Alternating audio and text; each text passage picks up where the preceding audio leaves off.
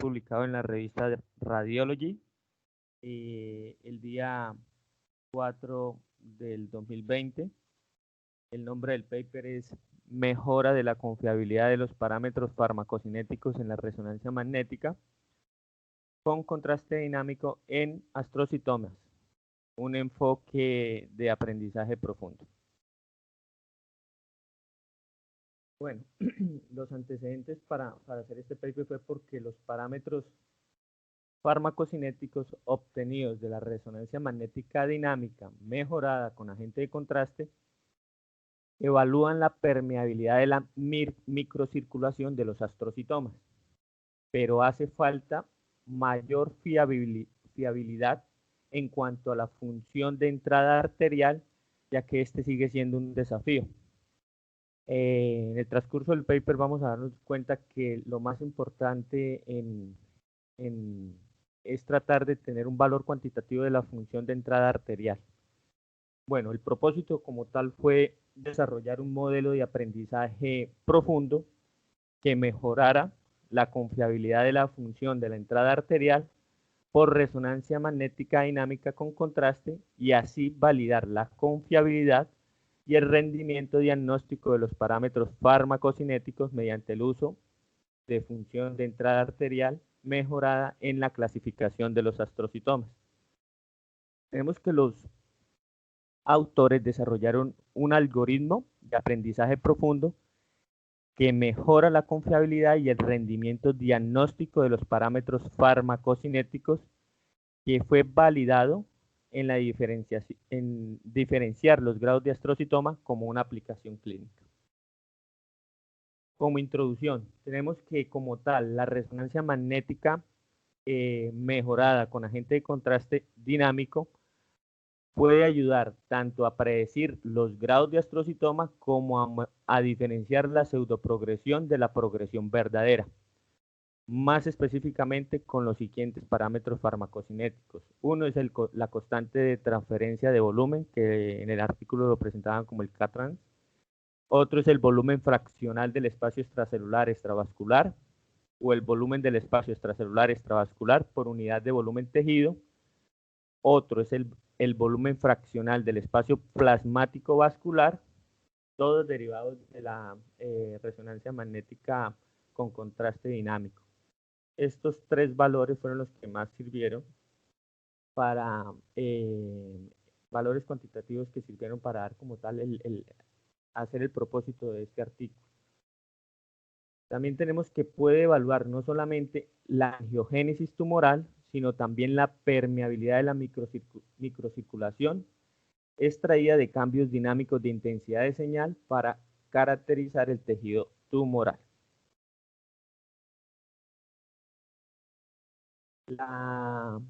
Sin embargo, la resonancia magnética con contraste dinámico, como lo expliqué, es conocida por su baja confiabilidad debido a que tiene una función de entrada arterial de baja intensidad de señal en secuencias T1 con contraste en comparación con la resonancia magnética con contraste en secuencias T2-GRE, en secuencias de susceptibilidad magnética.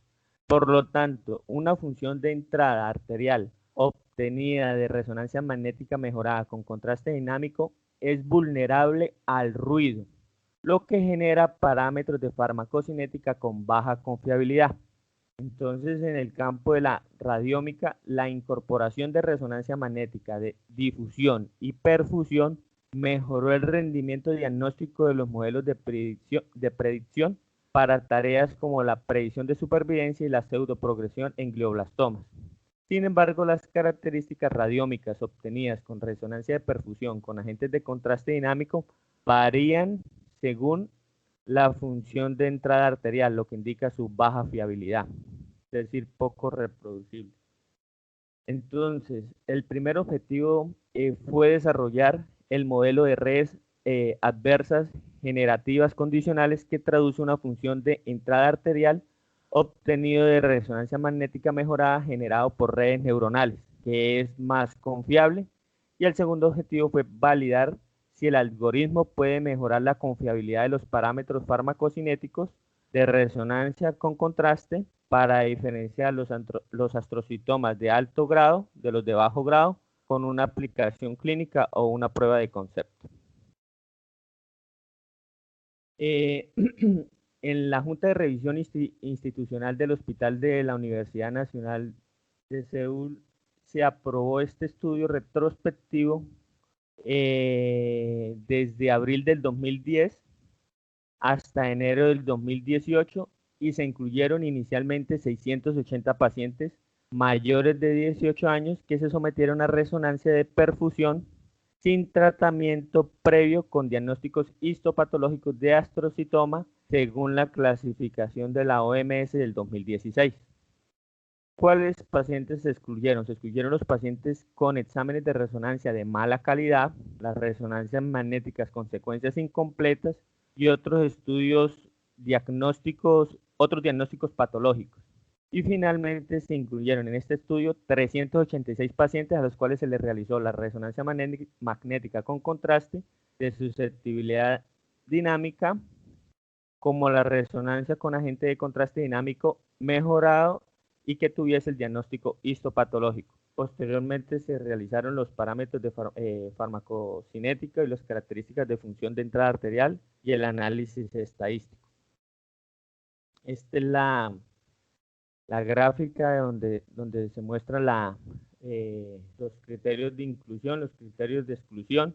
Y bueno, de 680 pacientes elegibles, 294 pacientes fueron excluidos y debido a la mala calidad de la resonancia, o sea, 32 por mala perfusión, 126 por un estudio incompleto en resonancia, otros porque tenían la isocitrato de deshidrogenasa desconocida, otros porque tenían la expresión UP19Q y otros porque tenían expresión de oligoastrocitoma y oligodendroglioma. Por tanto, se incluyeron en total 386 pacientes. Aquí se muestran los mapas de parámetros de farmacocinética representativos derivados de las tres funciones de entrada arterial diferente. Acordémonos que las tres funciones, las tres valores más importantes de la farmacocinética es el K-trans, que es la constancia de transferencia de volumen, el BP, que es el volumen fraccional de espacio plasmático vascular, el BE, que es el volumen fraccional de espacio extracelular extravascular, y bueno, los tres resonancias, el número A tenemos la función de entrada arterial obtenida con por resonancia con contraste dinámico mejorada. En B tenemos la función de entrada arterial obtenida por resonancia con contraste, pero en susceptibilidad dinámica. Y la C, pues, es la función de entrada arterial generada por redes neuronales.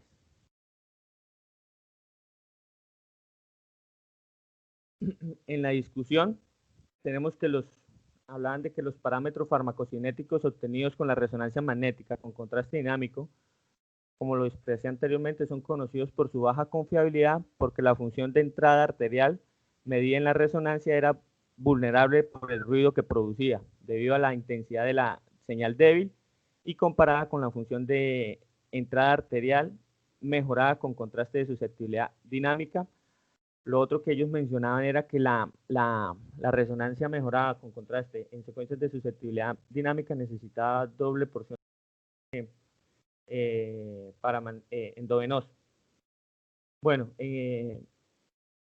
los parámetros farmacocinéticos derivados por redes neuronales mostraron un rendimiento diagnóstico más alto que los parámetros farmacocinéticos derivados de función de entrada arterial con agentes de contraste dinámico mejorado, para diferenciar así los astrocitomas de alto grado en comparación con los de bajo grado y mostrar una mayor fiabilidad y reproducibilidad.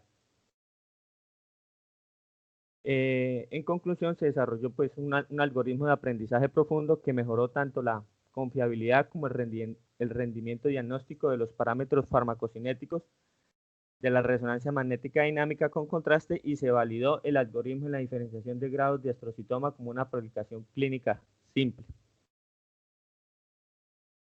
No sé si haya alguna inquietud.